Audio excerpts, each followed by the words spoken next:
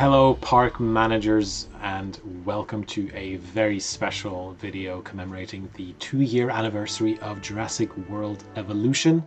I am your community manager Jens, and for those of you who don't know me, I am the new community manager on the Planet Coaster and Planet Zoo games, and of course on Jurassic World Evolution. I've been with Frontier for about a month now, but if you've been around the forums or on the subreddit, or you should have seen me around there just a little bit at least, and hopefully going forward you'll be seeing a lot more of me both on streams and the like once we start those back up, and on the forums, subreddit, etc.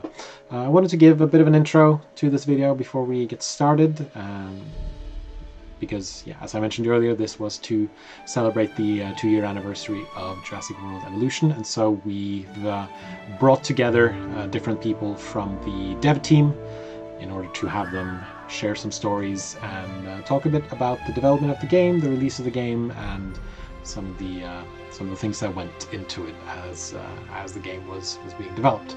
And I'm going to throw it over to that conversation now, and I hope you enjoy it. All right, I am now joined by an amazing group of people from the Jurassic World Evolution dev team. We have Dan Greer, designer on Jurassic World Evolution. If you could give us a wave, thank you very much. I have Nick Rogers, head of animation at Frontier. Senior animator Amy Hook. There's character artist Marlene Wiegen. Am I pronouncing that right? Yeah, Weichen, but yeah, thank you. Hi. Weichen? Yeah, sorry, it's Norwegian to Dutch isn't always isn't always that best, but yeah. And finally, we have senior audio designer Duncan McKinnon. Hello. Welcome, everyone. Thank you so much for joining me. I hope you're all doing well today. Looking back, what was it like to work on a project like this? Well, we'll start with you, Dan. It was kind of, you don't often get an opportunity to work on a franchise as big as the Jurassic franchise. So obviously it was an exciting opportunity for the company, and obviously for us on the design team. It's kind of, there's a few franchises and sort of games companies out there you think they'd be a really good fit, and I think what Frontier does and what Jurassic Park, Jurassic World represent, it's almost like a match made in heaven. So having the opportunity to kind of bring that to life was very exciting for us.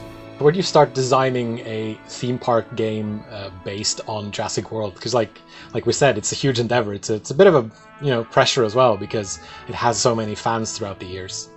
I think there's a lot of material we've got to work on, and as I say, with our kind of background in park builders and simulation and stuff, there's kind of a good starting ground for us to then flesh out the ideas on top of. We wanted to make a game that was sort of part Jurassic World park builder, but also disaster simulator, where things can and will inevitably go wrong. Dinosaurs will escape, people will get eaten, there will be running, there will be screaming, and that's kind of the approach we took. And it was kind of, we approached it from both sides and tried to balance the two sides of the same Jurassic coin. Would you say that life found a way in the end? I would, yeah. I was thinking of trying to find a way to slip that into there, but I thought maybe that might have been a step too far, but you've done it now. I had to, because I feel like that's one of those quintessential things that you sort of always have to put into a discussion about Jurassic Park or Jurassic World. Is there anything in the game that you're particularly proud of now, looking back on it? The thing I'm most proud of is the fact that you can pick up this game, you can create your own Jurassic World, and it will be yours. You'll have your dinosaurs that you've called Barry and Harry and Larry or whatever it might be, and they belong to you. And I think there's something very special in that. Definitely, and I certainly had those moments when I was first playing it, thinking that this, it feels, I guess, genuine, and it feels like an extension of the movie franchise in a sense, where because there aren't a lot of theme park games where the attractions can suddenly break out and start eating the guests. So I want to talk a bit about creating digital dinosaurs. Marlene, you worked as a character artist on Jurassic World Evolution. Where do you start creating a dinosaur? Is it a lot of skeletons and reference pictures, or? Yes, definitely. you try to be as true to life as you can be. So we use a lot of references with the skeletons and photos of the skeletons. But the thing is, the dinosaurs that are in the movie are not always as realistic as they can be. For example, the T-Rex in Jurassic Park has got his arms slightly rotated. Right.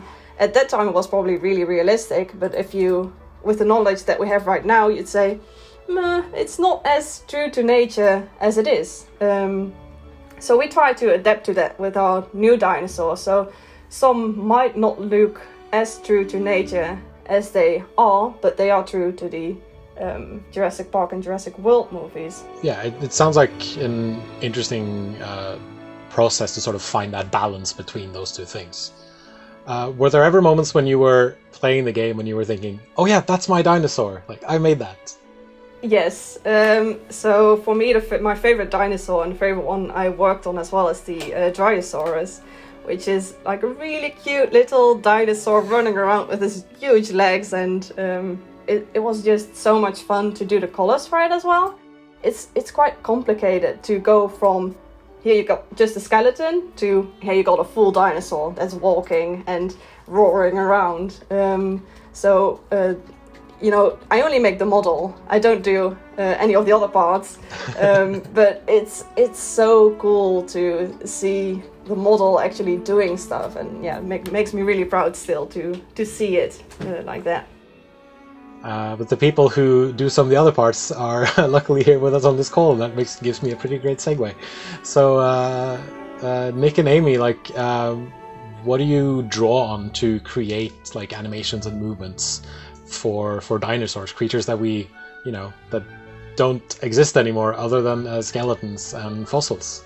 So things like birds. Birds are like the main one because, dinosaurs are supposed to be the ancestors of birds. And whenever you get like the big quadrupedal dinosaurs like the Triceratops and Stegosaurus, we tend to look at bigger animals like big mammals like cows, rhinos, elephants. It's like a whole range of things, and we just try and get inspiration from all these different areas and then put it together.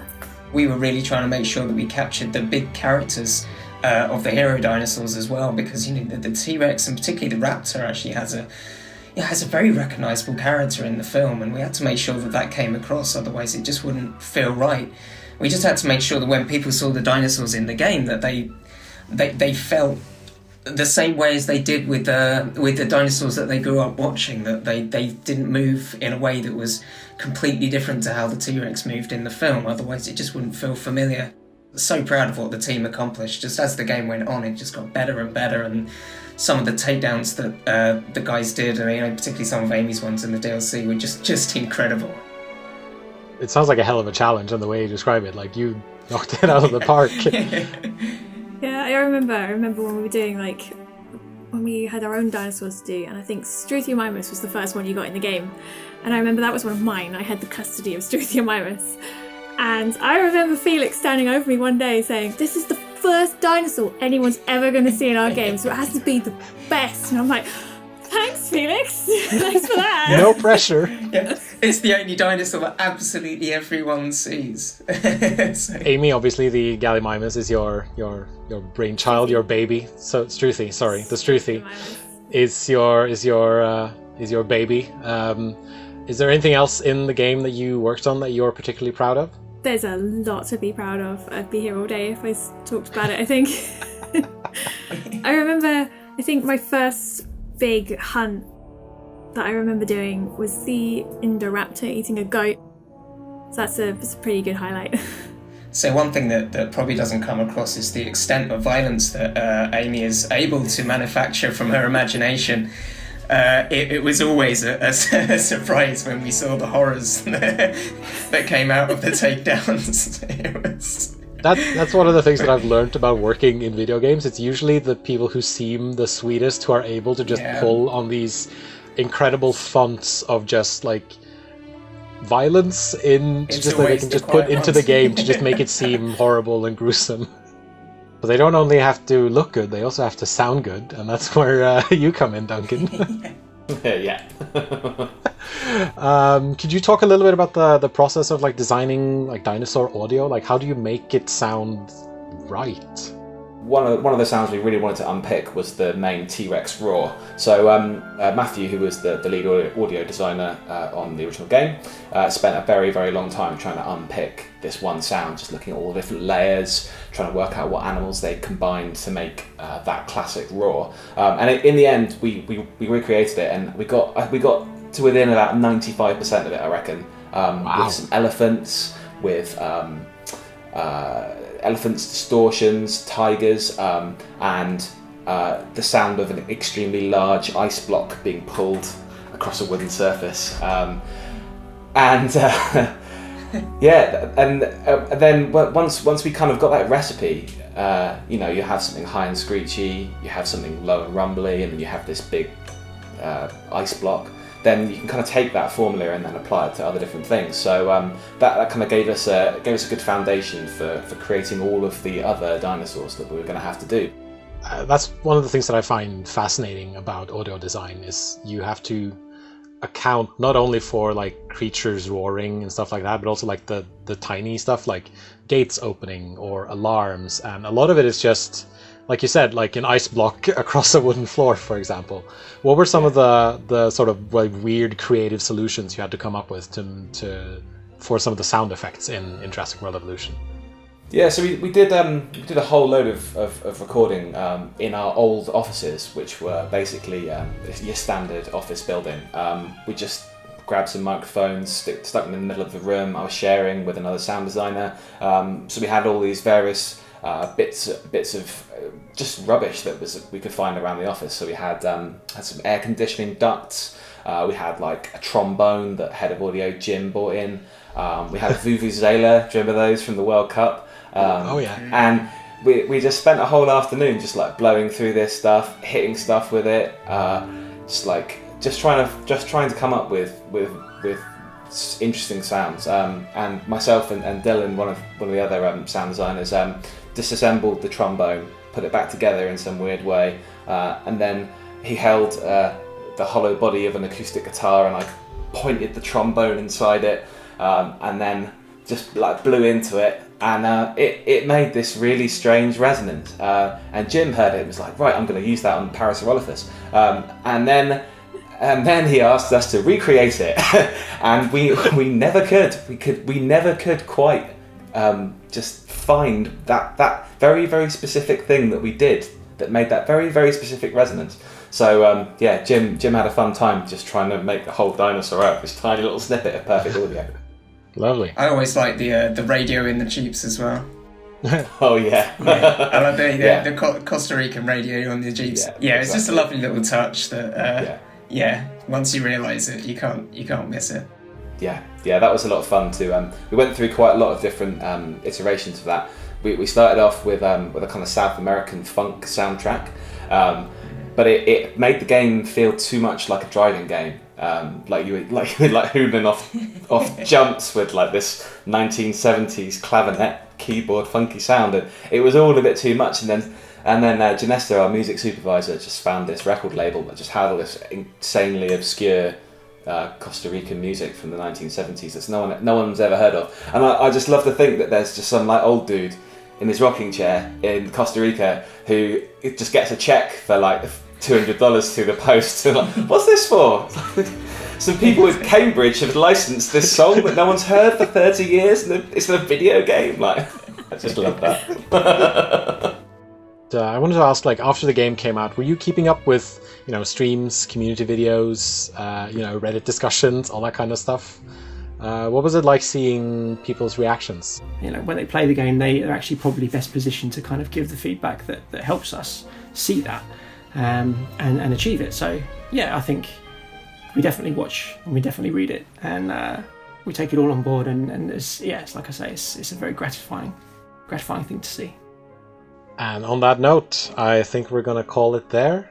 I want to say thank you to every one of you for joining me for this look back at Jurassic World Evolution, and I hope everyone who's been watching this has enjoyed it. And thank you for sticking with us for 2 years. It's been I mean, I haven't been in with it for 2 years, but you guys have been. But from me, who's only been here for about a month, I just want to say thank you to everyone who's been watching. Thank you again to you guys for joining me, and we will see you guys around.